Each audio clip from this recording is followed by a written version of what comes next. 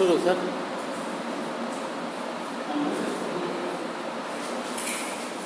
হ্যাঁ, তোমরা কেমন আছো? আজকে আমরা একটা নতুন বিষয় আলোচনা করবো। মনে হয় নাইজেরিয়া ছিল না, একদম নতুন লাগবে তোমাদের কাছে। সেটা হচ্ছে আমরা শুনেছি কিনা আলপাকানা কি বা কাকে বলে বা বলতে কি বুঝি, এ সময় কারো কোনো ধারণা আছে? আমি বলছিলাম তো মনে হয় থাকবে না কারণ এটা নাইজেরিয়া একদম ছিল না, আর একদম নতুন। কিন্তু আমার এটার জন্য ভেরি ভেরি ইম্পর্টেন্ট কোশ্চেনটা, আলপাকানা বিস্ফোরণ পরীক্ষা। দেখো আমরা জানি কি পরমাণুটা কেন্দ্র আছে, যাকে আমরা কি বলি নিউক্লিয়াস। নিশ্চয়ই কোনো বিজ্ঞানী এটা আবিষ্কার করছে যে পরমাণুর কেন্দ্র যাকে আমরা নিউক্লিয়াস বলি, যেটা খুব পরিচিত এবং প্রচলিত। আমরা ভালো মতোই জানি যে পরমাণুর কেন্দ্র ধনাত্মক আধানযুক্ত, যাকে আমরা কি নিউক্লিয়াস নামে ডাকি। কোন বিজ্ঞানী এই পরমাণুর কেন্দ্র নিউক্লিয়াস এটা আবিষ্কার করছে তোমরা বলতে পারো কেউ? আমি বলে দিচ্ছি, দাদারবোর্ডের নাম তো শুনেছি। বিজ্ঞানী দাদারবোর্ড একটা পরীক্ষার মাধ্যমে আবিষ্কার করছে যে পরমাণুর কেন্দ্র, যাকে আমরা নিউক্লিয়াস ডাকি।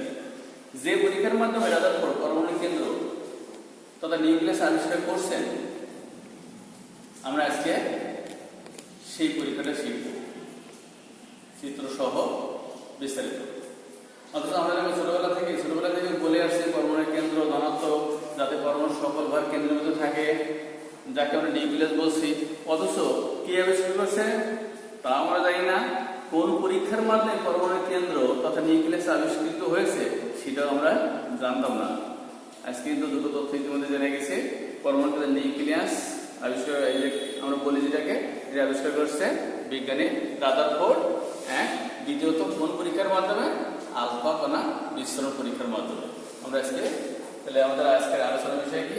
পরমাণুর কেন্দ্র আবিষ্কৃত হয়েছে যে পরীক্ষা তথা আলফা কণা বিস্ফোরণ পরীক্ষা।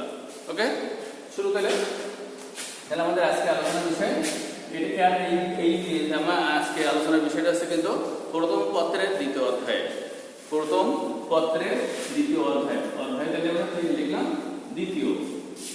আমাদের বিষয় কি? আমাদের বিষয় হচ্ছে বিষয় যে পরমাণুর কেন্দ্র। বিষয়টা হচ্ছে পরমাণুর কেন্দ্র তথা নিউক্লিয়াস আবিষ্কারের পরীক্ষা তথা বলে দিতে পারে এই আলফা কণা বিস্ফোরণ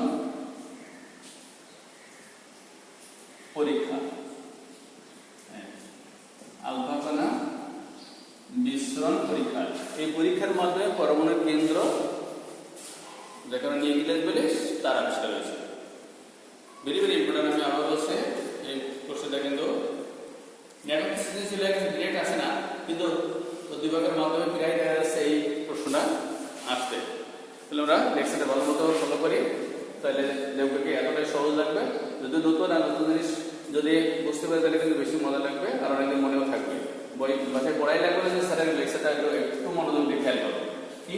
আলফা কণা বিস্ফোরণ পরীক্ষা। তাহলে পরীক্ষার নাম যদি আলফা কণা, তাহলে আগে সবার আগে আমাদের জানা উচিত আলফা কণা কি বা কাকে বলে বা বলতে কি বলে। তারপরে তো কাকে নিয়ে পরীক্ষা, যার দ্বারা আমরা পরীক্ষাটা করবো মানে আলফা কণা দিয়ে, সে আলফা কণা কি বা কাকে বলে সেটাই যদি আমরা না জানি, তাহলে তার সময় তা নিয়ে আলোচনা করা তো খুবই মুশকিল হয়ে যাবে।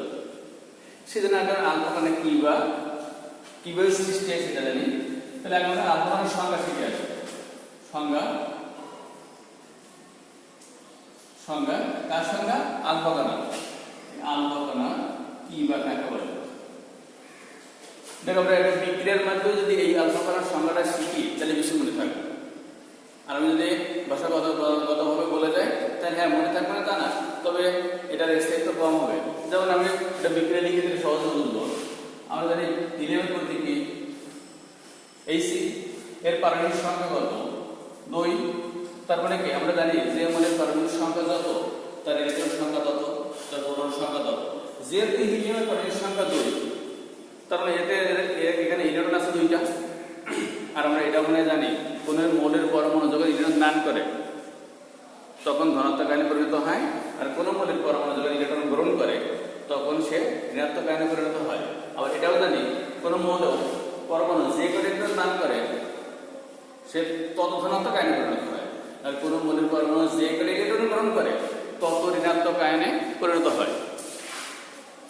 এবার আমরা দেখে নেব হিলিয়াম পারমাণবিক সংখ্যা যত, যেহেতু 2 তাহলে ইলেকট্রন আছে 2টা, যদি এই পেপারে এরকম লিখি যে হিলিয়াম থেকে আমরা যদি এই সি 2টা ইলেকট্রন ত্যাগ করে দিই, অর্থাৎ এখানে 2টা ইলেকট্রন যদি ত্যাগ করাই দিই তাহলে এখানে হিলিয়াম মানে কি 2 প্লাস হবে। এই হিলিয়ামের মাথায় যখন 2 প্লাস, এই তাহলে 2 প্লাস মানে কি 2 মানে 2 আর প্লাস মানে কি ধনাত্মক কাটা, তাই এটাকে আমরা এই ভাবে বলতে পারি কিনা দ্বি ধনাত্মক, এটা হচ্ছে দ্বি ধনাত্মক হিলিয়াম আয়নকে বলা হবে ভ্যালেন্স অর্থাৎ আলফা কণা। তাহলে আমরা কিভাবে আলফা কণা তৈরি করলাম, হিলিয়ামের একটি পরমাণু থেকে যখন আমরা 2টা ইলেকট্রন অপসারণ করব বা ত্যাগ করাবো তখন যে আয়নের সৃষ্টি হবে তাকে আমরা বলবো আলফা কণা। এই আলফা কণা তাহলে আমরা কিন্তু বিক্রিয়ার মাধ্যমে আলফা কণার সংজ্ঞাটা শিখে পেলাম কি হিলিয়ামের একটি পরমাণু যখন 2টা ইলেকট্রন ত্যাগ করবে তখন যে দ্বি ধনাত্মক হিলিয়াম আয়নের সৃষ্টি হবে তাকে আমরা বলবো আলফা কণা। ওকে, আবার বলে দিচ্ছি সেবার আমরা কিন্তু মনে মনে মুখস্থ করে বলো যে দ্বি ধনাত্মক, এই যে দ্বি ধনাত্মক হিলিয়াম আয়নকে আমরা বলবো আলফা কণা। আর এগুলো সংজ্ঞা আর তৈরি এই আলফা কণা তৈরি হচ্ছে কি হিলিয়ামের একটি পরমাণু থেকে 2টা ইলেকট্রন অপসারণের মাধ্যমে। ওকে, তাহলে আমরা সংজ্ঞা লিখলাম, কিভাবে তৈরি হয় সেটা দেখলাম। এবার আমরা যেটা দেখতে যাচ্ছি এখানে উল্লেখ্য একটা বৈশিষ্ট্য বলছে যে আলফা কণার আমরা তো দেখতেই পাচ্ছি ধনাত্মক আধানযুক্ত। আর দ্বিতীয় যে সবচেয়ে গুরুত্বপূর্ণ যে বৈশিষ্ট্য প্রয়োগ করে রাদারফোর্ড পরমাণু কেন্দ্র নিউক্লিয়াস আবিষ্কার করছেন সেই বৈশিষ্ট্য হলো এই আলফা কণা নাকি প্রচন্ড রকমের গতিবেগ বিদ্যমান। এই প্রচন্ড গতিবেগ বিদ্যমানে মানে আলফা কণা আমরা মনে রাখবো খুব করে এমসিকিউতে আসতে পারে, আলফা কণার বিশেষ বৈশিষ্ট্য হচ্ছে এর নাকি প্রচন্ড রকমের গতিবেগ বিদ্যমান। বিজ্ঞানী রাদারফোর্ড দেখলেন যে যেহেতু আলফা কণার প্রচন্ড গতি আছে, এই আলফা কণার গতিবেগে কাজে লাগায় কোনো কাজ করা যায় কিনা ওনার মাথায় কিন্তু এই চিন্তা আছে। সেই চিন্তা থেকেই একসময় একটা গবেষণা শুরু করলো, গবেষণা করতে করতে যখন সফলতা আসলো তখন দেখা গেল সেই গবেষণার ফলাফলে নাকি আজকের পরমাণু কেন্দ্র তথা নিউক্লিয়াস। তাহলে আলফা কণার কি কাজে লাগাইছে রাদারফোর্ড, আলফা কণার প্রচন্ড রকমের গতিবেগে কাজে লাগায় এই পরীক্ষাটা সম্পাদন করছে। আমরা সেই পরীক্ষায় যাচ্ছি। এই রাদারফোর্ডের আলফা কণার মিশ্রণ পরীক্ষাটাকে আমরা তিন ভাগে যদি বিভক্ত করে আলোচনা করি তাহলে বাসায় বললাম একদম পড়া লাগবে না, এক্ষুনি মুখস্থ হয়ে যাবে। কি কি প্রথমে আমরা দেখব পরীক্ষা একটা এক ভাগ, তারপরে কি দ্বিতীয় অংশে দেখবো কি পর্যবেক্ষণ দ্বিতীয় ভাগ, আর লাস্টে আমরা এটা বললাম 3 অংশ বিভক্ত করে উদ্দেশ্য করে তৃতীয় অংশে দেখবো সিদ্ধান্ত। অর্থাৎ পরীক্ষা, পর্যবেক্ষণ, সিদ্ধান্ত। যেমন আমরা পথ চলতে গিয়ে মাঝে মাঝে বলে না হোঁচট খেয়েছি, এখন পথ চলতে চলতে হঠাৎ মনে করো আমার হোঁচট লাগলো, তখন আমি কি এই হোঁচট লাগাটা মনে করো পরীক্ষা। তারপর হোঁচট লাগার পরে কি আমি দেখি যে কেটে গেল না ফেটে গেল, কি রক্ত বেরোয়ছে কি বেরোয়নি, ওই যে দেখছি এইটা হচ্ছে পর্যবেক্ষণ। বুঝতে পারছি? আর দেখার পরে দেখলাম কি ও ফেটে গেছে, রক্ত বের হচ্ছে, তাহলে কি আছে রক্ত বের হচ্ছে যেহেতু তাহলে ফেটে গেছে, তাহলে আমি সিদ্ধান্তে আসলাম কি হ্যাঁ আমার শুধু হোঁচটই লাগেনি, শুধু ব্যথাই লাগেনি, সাথে সাথে এটা ওই জায়গাটা ফেটে গেছে, এটা হচ্ছে সিদ্ধান্ত। ঠিক এইরকম আমরা 3টা অংশে বিভক্ত করে যদি রাদারফোর্ডের আলফা কণা মিশ্রণ পরীক্ষা আলোচনা করি তাহলে খুব সহজেই মনে থাকবে, খুব মজার ব্যাপার। দেখবা কি কি বললাম 3 ভাগ, এক আছে পরীক্ষা, 2 নম্বর আছে পর্যবেক্ষণ, 3 নম্বর আছে সিদ্ধান্ত। আমি সবথেকে একটা ইন্টারেস্টিং কথা আছে, এই যে 3 অংশে বিভক্ত করে আলোচনা করব, 3 অংশেই নাকি আমরা 3টা করে বৈশিষ্ট্য বলবো। তাহলে আরো একটা সহজে মনে থাকার একটা কৌশল বললাম যে পরীক্ষা ওখানে 3টা বৈশিষ্ট্য বলবো, পর্যবেক্ষণে 3টা বৈশিষ্ট্য বলবো, আবার সিদ্ধান্ত 3টা বৈশিষ্ট্য বলবো। যেমন দেখো পরীক্ষা, তাহলে আমরা আগে দেখি রাদারফোর্ডের পরীক্ষাটা তিনি কিভাবে করছেন।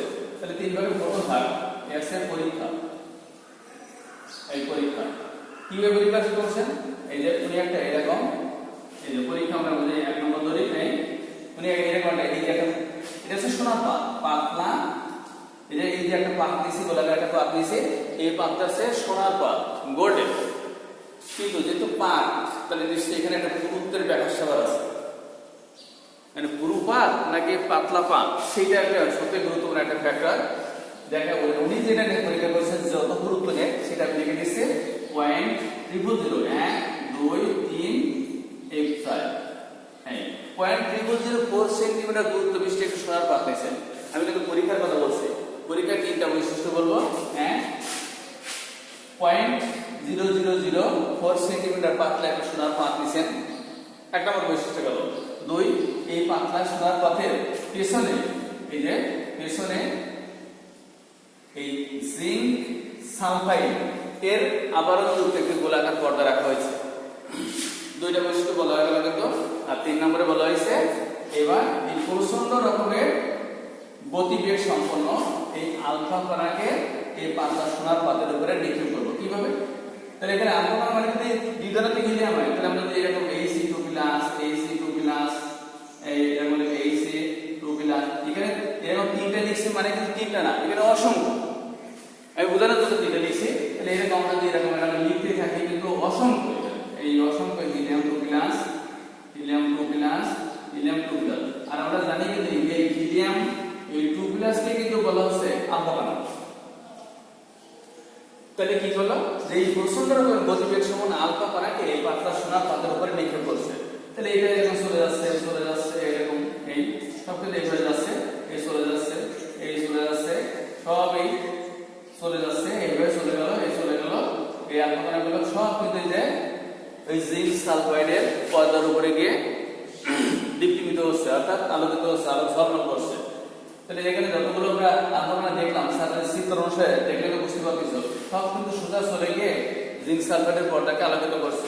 এবার খেয়াল করো, এইবার দেখো কিছু আলফা কণা তাদের গতিপথ থেকে হালকা বেঁকে যাচ্ছে, কিছু আলফা কণা তাদের গতিপথ থেকে হালকা বেঁকে গেল। আর একটা দেখো, এবার এখানে যে পথে এই দেখো এই যাচ্ছিল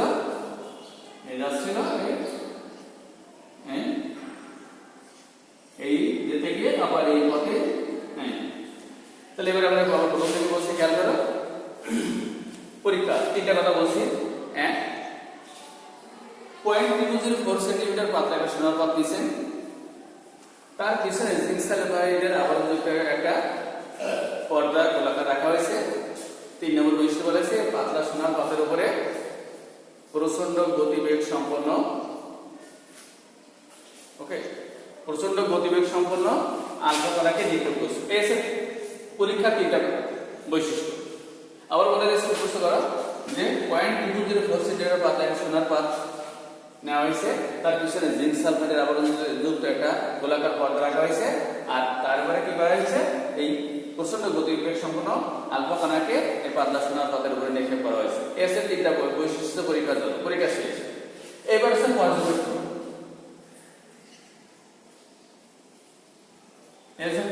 এই যে বললাম হোঁচট লাগিয়েছে, এটা পরীক্ষা। তারপরে লাগার পরে আমরা দেখতেছি যে কি হলো, যেখানে আঘাত লাগিয়েছে সেই জায়গাটা কি হলো সেটা দেখছি। যেমন তো এরকম আমরা তো এই আলফা কণা নিক্ষেপ করলাম, এর উপরে নিক্ষেপ করার পরে এখন দেখতে চাই যে নিক্ষেপ করার পরে কি হচ্ছে।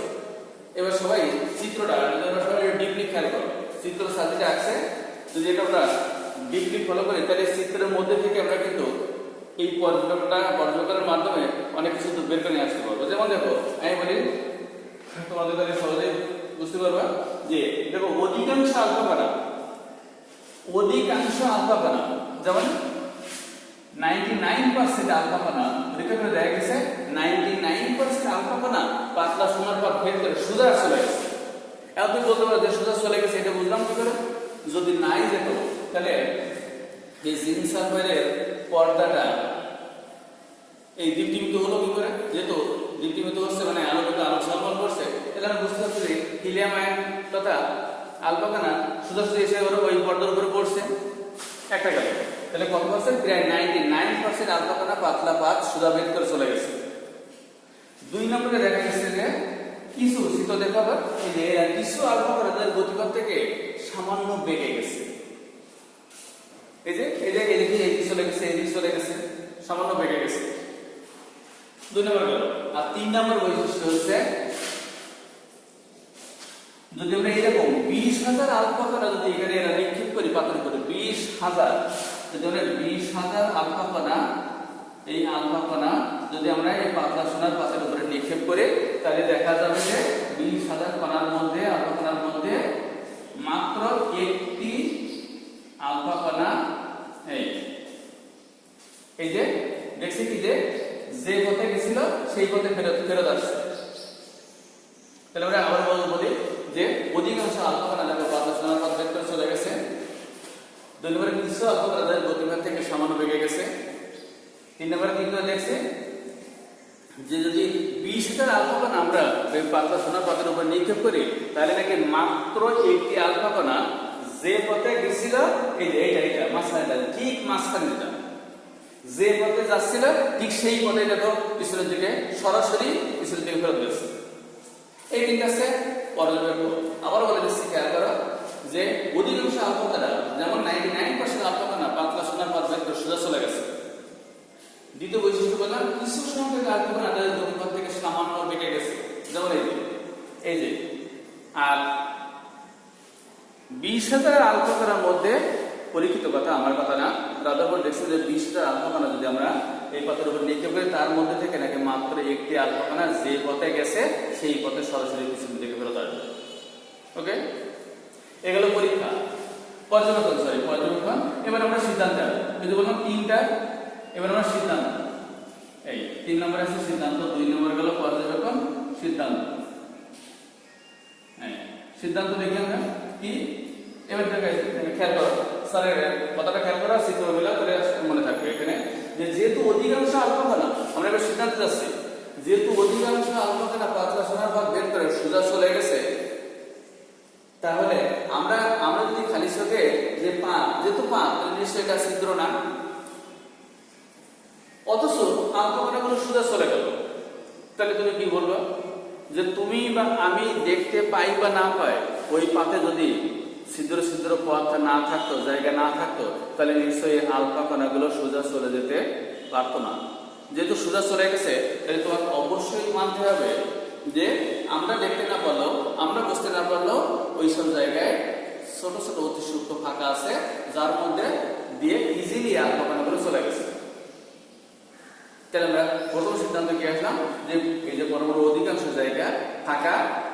আরেকটা জিনিস থাকতেও পারে, যেহেতু ইলেকট্রন যদি থাকে, ইলেকট্রনের আকার আমরা জানি প্রোটনের আকারের তুলনায় খুবই নগণ্য, ফলে ইলেকট্রন যদি ওইসব ফাঁকা জায়গায় থেকেও থাকে তাহলে তারা প্রোটনের গতিপথের কোনো পরিবর্তন করতে পারবে না। এসে প্রথম সিদ্ধান্ত। দ্বিতীয় সিদ্ধান্ত কি হতে পারে, দেখো যেহেতু কিছু সংখ্যক আলফা কণা তাদের গতিপথ থেকে সামান্য বেঁকে গেছে, এই আমরা পড়াইছি কি আলফা কণা মানে কি ধনাত্মক আয়ন হিলিয়াম, এর ধনাত্মক আয়ন, যেহেতু ধনাত্মক আয়ন যেতে গিয়ে তার গতিপথ থেকে বেঁকে গেছে, তাহলে আমরা তো সন্দেহ নয়, এটা তো বলতেই পারি, আমরা জানি সম আদান পরস্পরকে বিকর্ষণ করে, তা আমরা পড়াচ্ছি ধনাত্মক আদান আবার বেঁকে যাচ্ছে, তাহলে আমরা বলতে পারি তাহলে ও যে পথে যাচ্ছিল সেই পথে মনে হয় কোনো ধনাত্মক আধান আছে, যে আধানের বিকর্ষণ জনিত কারণে এই আলফা কণাগুলো তাদের গতিপথ থেকে বেঁকে যেতে বাধ্য হয়েছে, ঠিক না? হ্যাঁ, কারণ তোমরাও জানো যে সম আধান পরস্পরকে বিকর্ষণ করে। আর একটা কারণে কিন্তু বাধা যেতে পারে, কারণ আলফা কণার যে আকার তার চাইতে ওর গতিপথের পথে যদি কোনো ওর থেকে বড় ভারী কোনো কণা থাকে বা বস্তু থাকে, তাহলে তার সাথে যদি যখন সংঘর্ষে লিপ্ত হবে তখন যেটা বড় সেটা সেই জায়গায় থেকে যায়, যেটা ছোট সেটা তার গতিপথ থেকে বেঁকে যেতে বাধ্য হয়। তাহলে আমরা বলতে পারি যে এই বেঁকে যাওয়ার কারণ দুটো হতে পারে। এক সিদ্ধান্ত বলছি কিন্তু আবার যে যেহেতু আমরা আলফা কণা ধনাত্মক আধান পাঠাচ্ছি, তাই ধনাত্মক আধান দ্বারা বিকশিত হয়, আবার ওর তুলনায় বড় ভারী বস্তু থাকে তার সাথে আঘাত বা সংঘর্ষজনিত কারণে সে তার গতিপথ থেকে বেঁকে যেতে বাধ্য হয়। আসলে 3 নম্বর বৈশিষ্ট্য, এই যে 3 নম্বর, যেহেতু 20,000 মধ্যে একটি আলফা কণা যে পথে গেছিল ঠিক সেই পথে সোজা বিপরীত দিকে ফেরত আসছে, তাহলে আমরা বলতেই পারি যে ধনাত্মক আধান, আগেই বলেছি ধনাত্মক আধানকে বিকর্ষণ করে, তা যেহেতু যে পথে যাচ্ছে ঠিক সেই পথে ফেরত আসছে, তাহলে আমরা পাঠাইছিলাম ধনাত্মক আধান মানে দ্বিধানাথ হিলিয়াম আয়ন তথা আলফা কণা, তাহলে ওই যে এই যে আলফা কণা সোজা তার বিরোধী ফেরত আসলো, ওই পথ বরাবরই মনে হয় কোনো ধনাত্মক মনে হবে না, একদম বাস্তবিক বোঝা যাচ্ছে, নাহলে ফিরবে গেল। যে আলফা কণাটা যে পথে যাচ্ছে সেই পথে সোজা বিপরীত দিকে যাচ্ছে, তাহলে আমরা ওর জন্য বলতে পারি ওই আলফা কণাটির গতিপথ বরাবর নিশ্চয়ই কোনো ধনাত্মক আধান আছে। বুঝতে পারছি ব্যাপারটা? আর একটা হতে পারে ওই পথ বরাবর, ওই আগে যেমন বলছিলাম, ওই আলফা থেকে ভারী যদি কোনো বস্তু কণা থেকে থাকে তার সাথে ধাক্কাজনিত কারণে সে সোজা পিছন থেকে ফেরত আসতে পারে। তাহলে এই দুইটাকে আমরা একসাথে বলি যে যেহেতু 20,000 আলফা কণার মধ্যে একটি আলফা কণা যে পথে গেছিল সেই পথে সোজা বিপরীত দিকে ফেরত গেছে, তাহলে আমরা বলতে পারি ওই আলফা কণাটির পথ বরাবর নিশ্চয়ই কোনো ধনাত্মক আধান আছে এবং ভারী কোনো বস্তু আছে যার সাথে ধাক্কা লেগে সে পিছনে আসতে বাধ্য হয়েছে। এই ভারী ধনাত্মক যে আধান এটাকেই তো আমরা বলি পরমাণুর কেন্দ্র, যাকে নিউক্লিয়াস বলি। আমরা এতদিন জানতাম কিন্তু পরমাণুর কেন্দ্র নিউক্লিয়াস যা ধনাত্মক, কিন্তু কেন ধনাত্মক, কেন সেটা পরমাণু সমস্ত ভর মানে বহন করে, এই পরীক্ষা থেকে কিন্তু এই 3 নম্বর সিদ্ধান্ত থেকে কিন্তু আমরা জানতে পারলাম যে যে আলফাটি যে পথে আসছিল সেই পথে সোজা ফেরত গেল এই কারণে যে ওই পথ বরাবর নিশ্চয় কোনো ধনাত্মক আধান আছে এবং ওর তুলনায় ভারী কোনো বস্তু আছে তার সাথে ধাক্কা এবং বিকর্ষণ জনিত কারণে সোজা বিপরীত দিকে ফেরত গেছে। এই ভারী এবং ধনাত্মক আধানকেই আমরা বলি পরমাণুর কেন্দ্র। আর এই কথাটা আবিষ্কার, এই পরমাণুর কেন্দ্র তথা ধনাত্মক আধান নিউক্লিয়াস, এটা আবিষ্কার করছেন বা নামকরণ করছেন কে? বিজ্ঞানী রাদারফোর্ড। তাই তার আবিষ্কার অনুসারে পরমাণুর কেন্দ্র তথা নিউক্লিয়াসকে আমরা বলি, কেন্দ্রকে আমরা বলি নিউক্লিয়াস। ওকে, কারো কোনো সমস্যা? আরেকটা হতে পারে, আরেকটা ছোট বৈশিষ্ট্য থাকতে পারে যে পরমাণু এই যে কেন্দ্র আমরা পাইলাম তাকে নিউক্লিয়াস বললাম। এই নিউক্লিয়াসের আকার পরমাণুর আকারের তুলনায় খুবই নগণ্য, দেখা গেছে 10,000 থেকে 1,00,000 গুণ পরমাণুর তুলনায় নিউক্লিয়াস আকার 1,00,000 গুণ ছোট, এতটাই ছোট। আর একটা বৈশিষ্ট্য বলে আজকে তোমাদের এই আলোচনা শেষ হয়ে যাবে, সেটা হচ্ছে যে রাদারফোর্ড পরীক্ষা করে দেখছে যে পরমাণুর কেন্দ্র যে নিউক্লিয়াস আমরা ধনাত্মক পাই না, ধনাত্মক আধানের পরিমাণ নাকি পরমাণুর পারমাণবিক সংখ্যা সমান। এই ধরনের পারমাণবিক সংখ্যা বলে না, যেমন হাইড্রোজেনের 1, সোডিয়ামের 11, ক্লোরিনের 17, এই পারমাণবিক সংখ্যা আবিষ্কৃত হয়েছে এর মাধ্যমে যে পরমাণুর কেন্দ্রে ধনাত্মক আধানের পরিমাণ যত ওই মৌলের পারমাণবিক সংখ্যা তত। ওকে, আর এর মধ্যে কারো কোনো সমস্যা আছে? ঠিক আছে, ধন্যবাদ তাহলে সবাইকে। যেহেতু কোনো সমস্যা নেই, তারপরে যদি পড়তে গিয়ে বাসায় কোনো সমস্যা বোধ করো তাহলে অনলাইনে সাথে যোগাযোগ করলে অবশ্যই আমি তৎক্ষণাৎ যদি আমি জেনে থাকি সাহায্য করবো। সবাই ভালো থাকো, ধন্যবাদ।